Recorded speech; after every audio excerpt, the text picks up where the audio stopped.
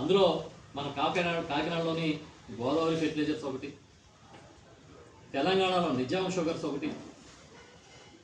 ఆ క్రమంలోనే కదా విద్యుత్ రేట్లు పెంచడం, అడిగినోడికి సంఖ్యలు వేయడం, రైతుల మీద కాల్పులు జరిపించడం.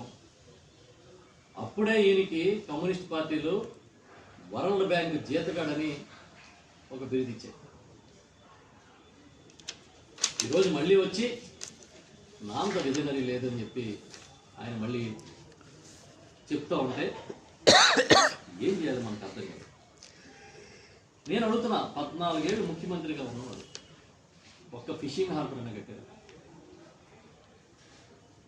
ఒక కొత్త పోర్ట్ అన్న తెచ్చారా?